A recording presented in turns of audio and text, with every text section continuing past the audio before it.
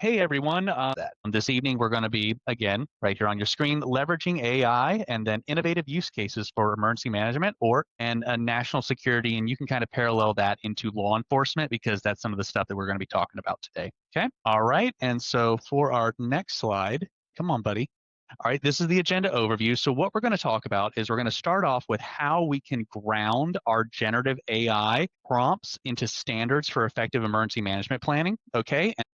For our case study, we're going to look at autonomous driving and that artificial intelligence and how it's going to impact your traffic citations, i.e., your local government revenues, that those traffic citations and all the services that they support, and what's going to happen there. And then we're going to conclude with AI assisted reporting prompts for administrative efficiency, right? Because again, the battle is not won until the paperwork is done. And as we all know, that is where the overtime is rung up. So without further ado, we're going to get into, oh, look, hey, that guy looks familiar. So my name's Matthew Kilbane. I have over 20 years combined federal, military, and DHS time.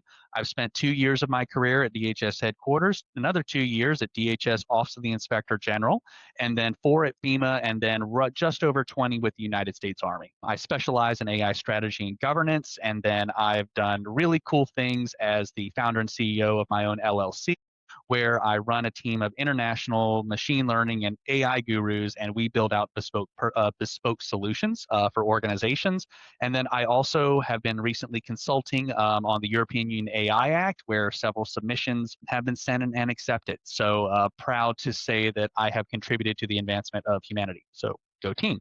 I've led several multi-million-dollar IT modernization efforts, whether it be in international and national scale logistics operations for the U.S. military and/or private sector, as well as the federal government, IT infrastructure, and that is routers, switches, Cat5e cable, dating myself, all the way to the actual, like operational stuff of keeping your systems resilient. And then, of course, I'm in the part of the Maryland Responsible AI Council. I work routinely with Morgan State University. I'm the legislative director for the Maryland Veterans Chamber of Commerce. And again, there's that commentary on the EU AI. So I'm really proud of that one. Check me out on LinkedIn. I publish things. All right. So getting into it, grounding AI in standards, right? Because standards are there and it is your job to meet them. Okay.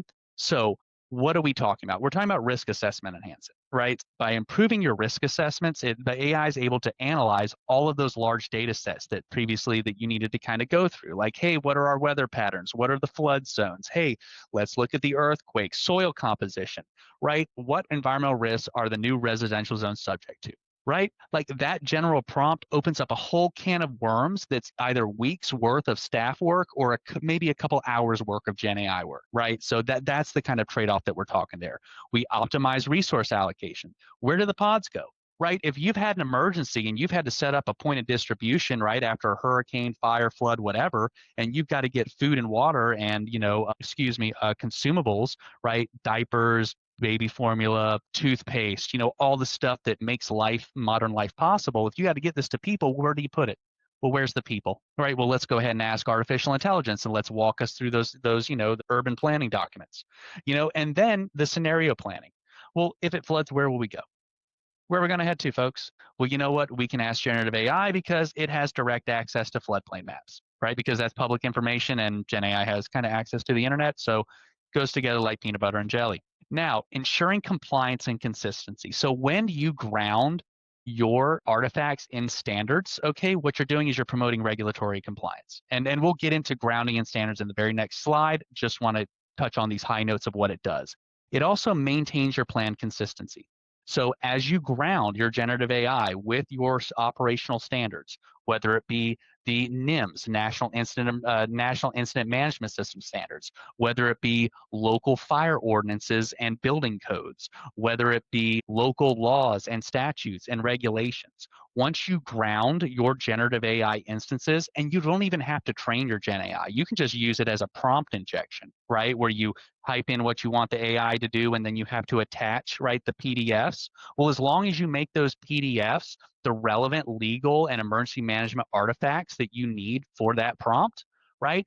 Then what that does is it promotes that regulatory compliance. So what you're doing is legal and what you're doing is right? It maintains your consistency all throughout your operational planning. Okay, so all the way from emergency preparedness to mitigation, management, response, all the things. And then, of course, facilitating that coordinated response, right? Because it aligns your fire. It can align your EMS, your public works, and your other supporting services that really need to come together in order to mitigate man-made and natural disasters. So what are we really talking about here? So here's the case study. And let's go straight to the bottom of the slide here. Based on FEMA's CPG, that's Planning Guidance 201's THIRA framework, create a structured risk maintenance for, I don't know, Boston, Massachusetts emergency management plan. Include threat categories, capability gaps, and funding impact analysis. Now that is a high impact prompt. And I bet you that prompt inserted into, I don't know, Grok or Gemini or Claude or whoever is going to get you much further than say, hey, help me out with Boston. But by calling out the specific, right, like artifacts that you're going to need or the legal or statutory requirements, going to get you so much further, right? That prompt hacking, that prompt inject, whatever nom de plume it has currently in today's modern age, grounding as well, it really is going to get you far, right? Because again, it can automate the creation of emergency management plans. It will automatically align you with those industry protocols, those governmental and regulational alignment and those standards. And then again, it enhances efficiency because it saves you so much time and it improves quality because your brain is fallible, but ones and zeros are not. Right? And they're right there for you to look at if you forget. So as we move forward, let's talk about autonomous driving. Now, this is a more bigger picture scenario of, hey, how is the AI affecting my life? Like, what do you mean? Why are we looking at autonomous driving if we're talking about, law enforcement? Well, guess what? How many towns out there utilize fines and fees and traffic citations to backstop their local budgets because they don't have the tax base? Well, as you see there at the bottom, local governments in New York, California, and Texas, just those 3 states, generated over 40% of the $9 billion collected from fines and fees in 2020. Now, why 2020? I understand that's a bit old. Well, it was what I could find when I was putting this together at lunchtime today. So we're going to go with that. But think about that. Think about that $9 billion hole that once autonomous driving comes into effect is not going to be there for your local governments. What are they going to do? Right? Because why do we need it? Why, if the computer is controlling the car, do we need traffic cops? Because again, autonomous driving, it's a win, right? It enhances traffic law adherence. There's no more speeding. Why would you ever speed unless there's like an emergency human control button? Right? There's no more rolling through red lights. Okay. There's no more rolling through stop signs. That's over, right? Because again, the car is autonomous and it is programmed to obey all traffic laws. And then of course, it results in safer roads, right? Because guess what? If the car is driving, then the drunk passengers inside are not driving. Okay. And that in and of itself is safer for everyone on the roads and even the people on the sidewalks too. So by projecting the decrease in traffic citations and associated revenue implications. So if AI is driving the car, right? You've got your Tesla and it's full autonomous drive. You're not speeding. You're not breaking any traffic laws. Well, then that means there's no violations. Well, then that means there's no citations. Then we need to reassess our budget. Where's the money to pay for policing going to come from? But wait a minute, we're ignoring the other side of the equation because guess what? The police go away. Because if you don't need to train on traffic law enforcement, then why do you have traffic police? Why? What happens to all those cops? What happens to all that curriculum at the police academy? What are we doing? Do we train the police officers in digital forensics so that way if they do actually ever encounter a traffic accident, then they're just downloading it, from the black box in the car? I don't know, but that is an issue that we're going to have. But there's also positives, right? So again, profiling occurs. Racial profiling happens. But if traffic violations are no longer occurring, then I guess driving while black is no longer a crime. Because again, the officer has no reason, whatever the officer's frame of mind, has no reason to pull that car over because the vehicle is not, committing any traffic violations. So how does that change the relationship with local law enforcement if minorities who have been historically harassed no longer have that vector to be assaulted? What happens then to our society? And what happens then to the relationship with the police and those local communities? We're going to find out. AI is changing a lot more about our world than what you think it is, such as our next one, AI-assisted reporting prompts for administrative efficiency. Now, as I said at the start of this talk, look, the battle is not won until the paperwork is done. I think we all know that. And I think we all know that, we've all seen what is it? The NCIS or, whatever other cop show where the officers after the big bust are there and they're filling out paperwork for hours and they're not getting home until late. Well, let's go ahead and make sure that no one ever has to suffer like that again. By designing effective AI-driven reporting prompts for emergency management, right, and also other national security scenarios, you can address the actual specifics, right? You can address, hey, this is a traffic violation. Hey, this is an assault. This is a burglary. And you can go ahead and pre-populate all the legal and regulatory required data that you need into your reports via generative AI. And that can happen. You don't have to be behind the keyboard, folks. All you have to do is call that in, and we just use voice recognition that's tied to your radio and recognizes your voice and automatically begins filling that report, taking all of the data that you have entered into your laptop, you have recorded onto your body cameras, and that the 911 dispatcher was able to take, and then crafting the narrative as you're driving the suspect back to the police station. And so the paperwork is literally getting done while you're in transport. And we can have that future, okay? Because look, here's just a couple. So again, top left, incident report, use of force. Generate a use of force incident report compliant with 28 CFR Part 23 and referencing Fourth Amendment protections, include officer ID, subject demographics, justification for force, type of force used, and whether Miranda rights were issued. Tell me that doesn't save you hours of your life that you could be home hugging your kids. Right there. You want internal affairs? If we're talking internal administration, there it is. You want to talk about your arrest reports? We can also assist in that with generative AI.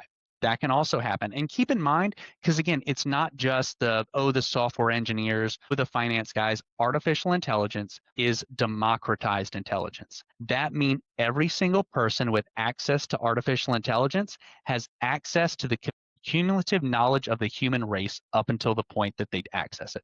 They can look up anything. They can write anything. They can reference anything that LLM has been trained on and has access to, right? So if it can do your coding and if it can do your finance, then AI can definitely do your reports for you. And it can definitely help out by enabling law enforcement and emergency management personnel to be there before, during, and after disasters and crimes to help the survivors, which is what it's all about.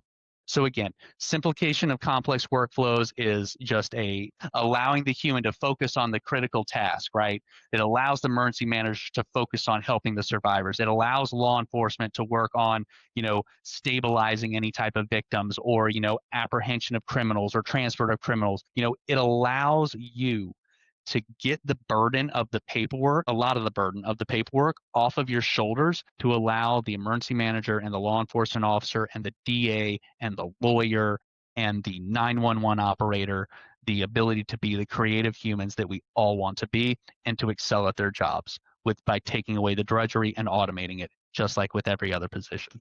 So, conclusion, it's in red, it's in a box, it's at the top. Doesn't matter what you get AI to do. If you submit it and you have your name on it, you are still liable for it, okay? Because you are the subject matter expert. Remember, AI is the enabler, okay? AI is the thing that gets you from 0 to about 50 to 70%, okay? But that last 50, that last 30, that's still got to be you, and that's still got to be what's between your ears, okay? Because you are the final sign off on that. And again, as you all know, if you use generative AI, and you submit something false, I mean, we've all heard about the lawyers submitting legal briefs to cases that didn't exist. Well, we want to make sure we don't do that to our citizens and our fellow countrymen, because the last thing we need is justice applied unjustly, right? So for the 3 takeaways, AI in emergency management, it enhances EM by enabling standards-based planning, right, for all of your emergency response functions. Also, autonomous traffic, be advised, it will completely change the nature of law enforcement, because how many law enforcement officers have traffic stop training and traffic violation training and have to know how to write these citations? Well, that's all going away with autonomous driving. So what are you going to do with your time, and what are you going to do with your career path? That's a discussion. And then what are the cities and municipalities going to do when they don't have that income anymore?